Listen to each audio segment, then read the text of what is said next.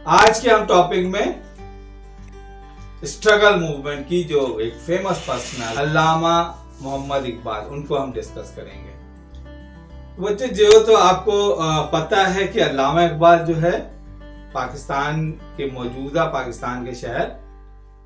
सियालकोट में पैदा हुए, जो कि प्रोविंस पंजाब का एक सिटी है।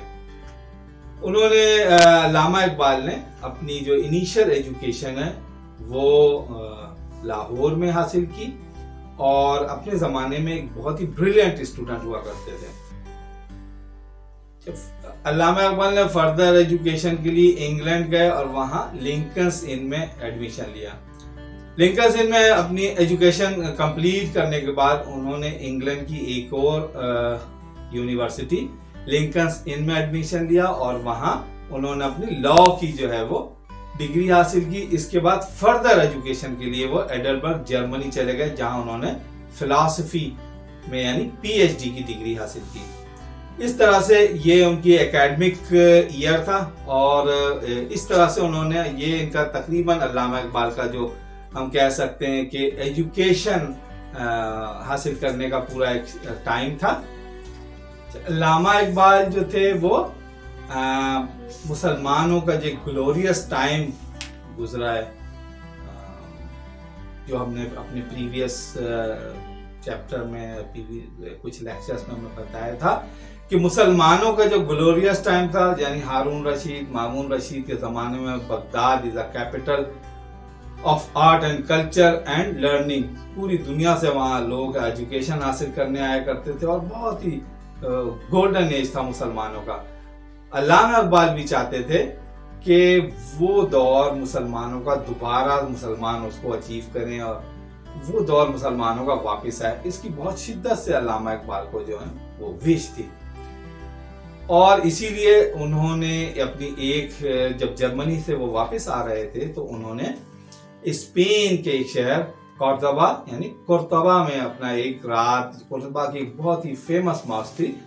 जामा मस्जिद ऑफ कोर्दोबा, उन्होंने वहाँ एक रात उस मॉस्क में गुजारने की रिक्वेस्ट की, जो कि उस वक्त मुस्लिम की किसी भी मुस्लिम की विजिट के लिए बंद थी और मुसलमानों का उधर बिल्कुल दाखिला जो एंट्रेंस थी वो बैन थी, क्योंकि मुसलमानों का एक बहुत ही ग्लोरियस टाइम जो था स्पेन में गुजार चुका था। ऑलमोस्ट 900 ईयर का बहुत ही ग्लोरियस टाइम मुस्लिम हिस्ट्री का जो है वो स्पेन में गुजरा, जिसमें कोर्दोबा एक बहुत ही फेमस और ज़बरदस्त शहर हुआ करता था। उसकी यूनिवर्सिटीज, पैलेसेस और स्पेशली वो मॉस्क जिसमें अल्लामा इकबाल जाने की विश कर रहे थे, वहाँ की स्पेशल परमिशन ब्रिटिश गवर्नमेंट से उन्होंने स्पेनिश गवर्नमेंट से लिया और एक रात उन्होंने उस मस्जिद में गुजारी। स्पेशल परमिशन के साथ वो अल्लामा इकबाल उस कोर्दोबा की जामा मस्जिद में उन्होंने एक रात वहाँ गुजारी, जस्ट बिकॉज वो फील करना चाहते थे कि वो क्या वक्त होगा, क्या टाइम होगा जब मुसलमानों ने कोई बहुत ही ग्लोरियस टाइम इस जगह पे गुजारा है। और ये उनकी उसी विश की एक नतीजा था कि वो चाहते थे कि मुसलमान एक दफा फिर जो है वो अपना वही ग्लोरियस टाइम दोबारा से अचीव करें। इसके लिए उन्होंने मुसलमानों को दोबारा से रिवाइव मुसलमानों की वो जो एजुकेशन थी और लर्निंग थी, वो सारी जो अचीवमेंट थी, उसके लिए बहुत जाहिर बात है बहुत बड़े फिलोसोफर और पोइट थे, तो उन्होंने इसी अल्लामा इकबाल ने जो उनकी जिसमें वो एक्सपर्ट थे यानी पोइट्री, उन्होंने इसीलिए बहुत पोइट्री और उर्दू में और पर्शियन में लिखी और उसका मेन जो सेंटर पॉइंट था वो यही था, मुसलमानों की स्पेशली यूथ को वो इस बात को दोबारा उठाना चाहते थे कि वो अपना ग्लोरियस टाइम दोबारा से हासिल करें। और पूरी पोइट्री और जितनी भी बुक्स लिखी पोइट्री की या उन्होंने इसके अलावा जो बुक्स लिखी, उसमें मेन जो उनका फोकस था वो पॉइंट वही था, उन्होंने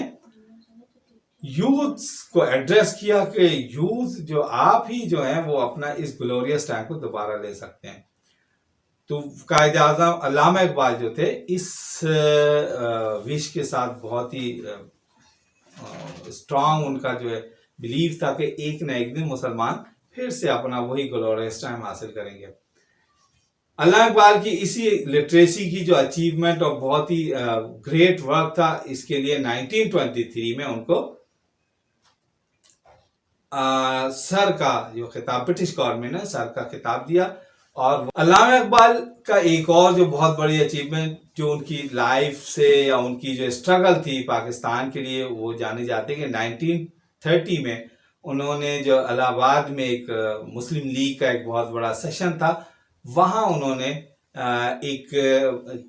कंसेप्ट या एक आइडिया पेश किया कि मुसलमानों का जो एक सेपरेट कंट्री या सेपरेट होमलैंड एक होना चाहिए इंडिया के अंदर, ताकि जहां मुसलमान अपनी जो एक इस्लामिक वे ऑफ लाइफ है उस तरीके से अपनी जिंदगी गुजार सकें। तो इस तरह से अल्लामा इकबाल को थिंकर